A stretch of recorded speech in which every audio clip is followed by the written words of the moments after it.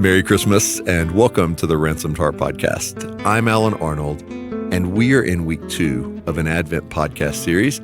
It originally aired in 2014 and features John Eldredge and Craig McConnell. Now, if you're curious about when Advent is this year, it began Sunday, December 2nd, and it goes through Monday, December 24th. Today's message is God's wild, wonderful ways. Now here's John and Craig. Let me open this week with a passage on the Christmas story, not from Luke, not from the Gospels, not from the Old Testament, actually a comment that Paul makes in Galatians. He says this, "But when the time had fully come, God sent his Son, born of a woman, born under law, to redeem those under law, that we might receive the full rights of sons. Because you are sons, God sent the Spirit of his Son into our hearts, the Spirit who calls out, Abba, Father. So you are no longer a slave, but a son. And since you are a son, God has also made you an heir." So much in that passage, of course. My goodness, so much goodness. But the thing I want to point out is that interesting phrase, when the time had fully come. Like, wow, what did God know about that moment in human history, all that had gone on before it, all that was going to come after it? Why that timing? And when you begin to unpack this a little bit, why that village? And why that girl? And wait a second. Why even this whole approach? One of the things Advent is really doing for me this year in a disruptively wonderful way is it's causing me to think again about the way that God goes about things. I mean, if you were planning the rescue of mankind, is this how you would have done it? More fireworks in my book. Just that it would be pretty dramatic and much shorter period of time. Exactly. Far more. Get this thing done. By Genesis 4, I'd have the whole thing wrapped up. Whoa. Even to hear you say that, I'm just embarrassed about, I don't like this story. I mean, I love the story. Stay with me. I don't like this story. It's so counterintuitive and wait, you're going to pursue the hearts of your people through the prophets, but they're not really going to turn back. And you're going to take this totally different approach now. You're not going to use force. You're not going to send your angel armies. You're not going to use your power. You're going to come as a human being. I mean, by this point in the story, gang, Israel is nobody. I mean, Israel had its glory days, particularly in the reign of David. It had its golden time. That is centuries ago. Yeah. And by the time Jesus of Nazareth shows up, by the time this child is born, Israel is an occupied country that is considered nothing. In modern terms, they're not just like a third world nation or a developing nation. They are completely occupied and dismissed territory under, the fragmented former Roman Empire. And they have no power. They have no influence in the world. They've lost their language. They don't even speak Hebrew anymore. As a people group, they've almost completely lost their identity. And you're going, wait a second, why now? Why that moment? This is a weird story.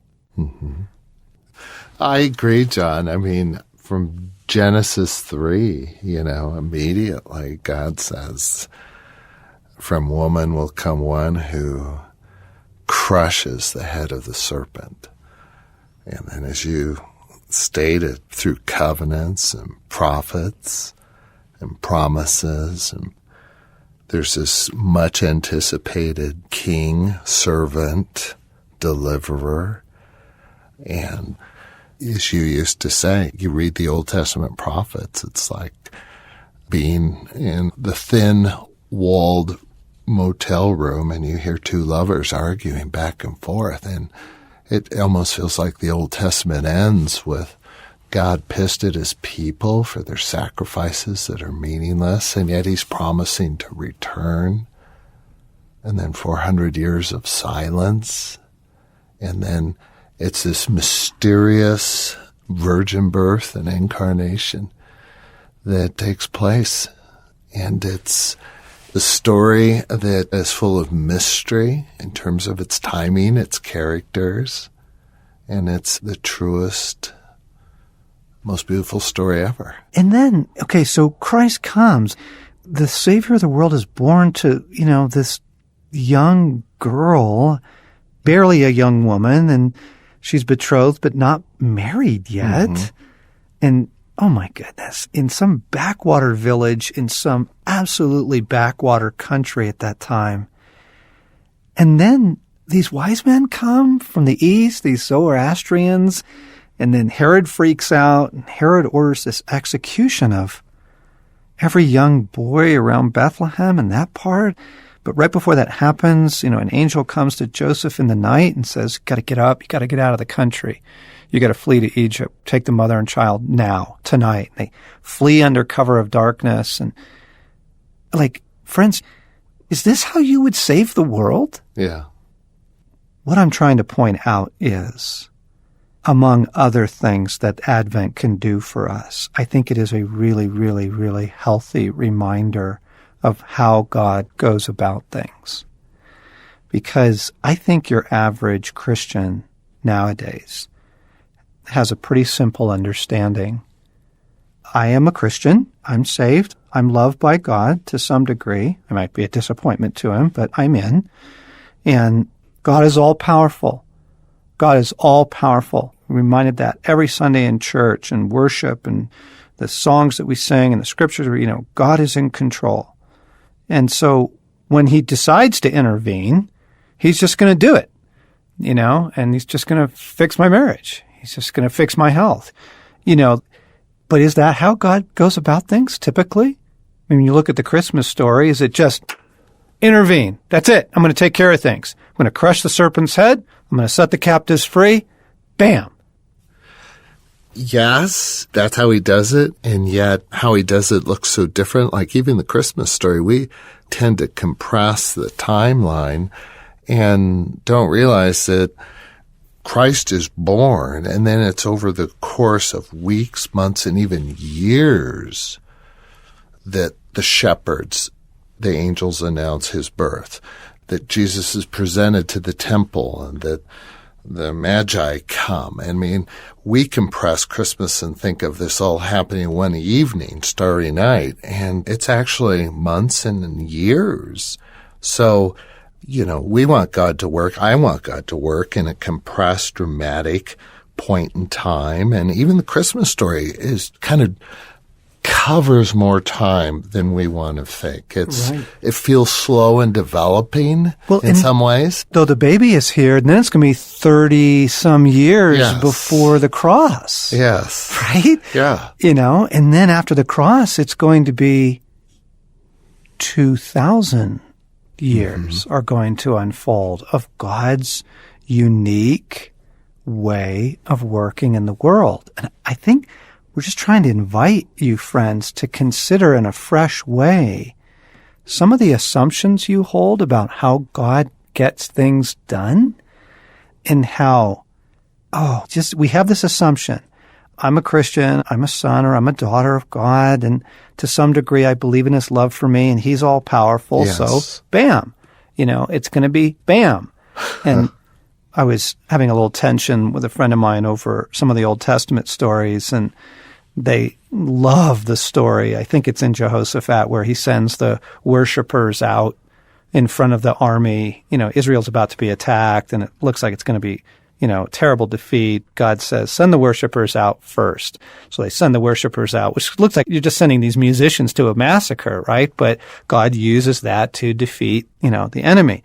And people love to grab that story and go, oh, that's it. That's the secret. We just worship and we don't need to war. And, you understand that actually never happens again. Like that doesn't become Israel's new way of operating. Right. You know, you have Gideon with the torches and the breaking of the clay pots. And again, it's just a bizarre story. Like, God, this is how you're going to vanquish your enemies with a bunch of guys who have torches and clay pots. And it works magnificently. And you understand they never do that again. Yes. Right. And so you have, like, the Old Testament, it's not like revealing to us kind of these secrets of, oh, you know, if you want to buy a house, just march around the property 7 times and like claim it, you know, and that kind of thing. It's showing you, stay close. Yes. Stay close to this wild, wonderful, loving, yes, powerful God. But stay close, because how he's working in this situation may not be what you think, expect. And I even love that beautiful story of John the Baptist. You know, I mean, if anybody should have understood the larger story, the cousin of Jesus, incredibly holy, godly man, Jesus called him the greatest prophet of all time, and he gets arrested. And after a little bit of time, he sends his disciples to Jesus to say, wait, are you the one, or should we look for someone else? And you hear the pain, but you also hear something really beautiful in that of, like, this isn't the way I thought this was going to unfold. Yeah. I think that's true of our holiness. I think that's true of our healing. I think it's true of our marriages or friendships, church experiences. I think it's true of our life story. Couldn't you say that of your life story? Yes. This isn't how I thought this was going to unfold. That doesn't mean God is not imminently present, working every day. Look at Christmas. Look Yes. at the wildness of, wait, impoverished couple, not even married, backwater town, and these mysterious guys show up, and wait, what?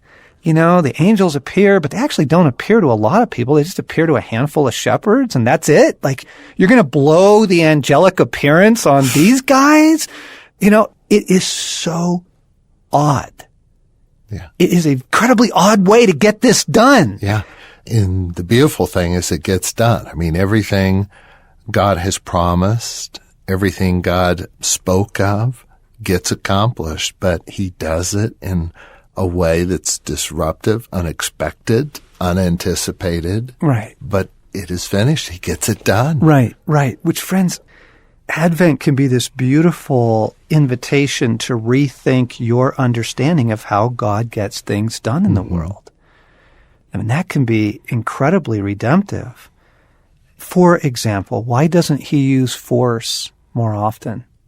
And the answer is because force doesn't change the human heart. Yeah. It doesn't. You know, what's so sad is if miracles change the human heart, I mean, the revival in Jesus' day would have been 100%. They saw the most staggering things ever. And quickly, you're not even into 7 chapters of the Gospel of John, and already some of the disciples are leaving. They're leaving. Power doesn't change the human heart. And so it begins to open up for us, I think, a new intimacy with God of, you don't work in the way that I think you will, but that doesn't mean you're not working. I want to use this opportunity to walk more closely with you. So if you're telling me to break a clay pot, I'll do it. Right. And if you're telling me to march around the city 7 times, blow trumpets, I'll do it. You know, the goal is not the pots, the trumpets. The goal is I need to stay close with you, because you aren't a God of just obvious systems and power and wham, bam, get it done. You have a beautiful, brilliant, I want to say, cunning, absolutely, effective, 100% way of operating that frankly isn't quite in line with my assumptions. Yeah. And the craziness of the holiday can keep us from slowing down and with eyes and with ears that are tuned in to see what he's uniquely doing this Christmas, and that may surpass and be different from previous ones in our life, right? Right. Exactly. Yeah. So as we celebrate Advent, Jesus, come and show us how you work. Show us how you work in the world. Show us how you are working in our lives. Pray that you would expose some of my anger, to be honest, and some of my assumptions about how you're going to show up or work. Realign me to you. Draw me closer to you and how you go about doing things. We welcome Advent and its reorientation of our perspective of you. In Jesus' name. Happy second week of Advent, friends. We look forward to being with you next week as we continue our Advent observances. You've been listening to part 2 of our Advent series with John Eldredge and Craig McConnell. Now, if you're looking for stocking stuffers or gifts still this Christmas season, I really encourage you to check out ransomedheart.com's special offerings. We've got almost 100 of our books, videos, and audio resources priced at only $4 or $8 for the Christmas season, plus many other things. Check it out at ransomedheart.com, and we'll see you back here next week. I'm Alan Arnold, and you've been listening to the Ransomed Heart Podcast.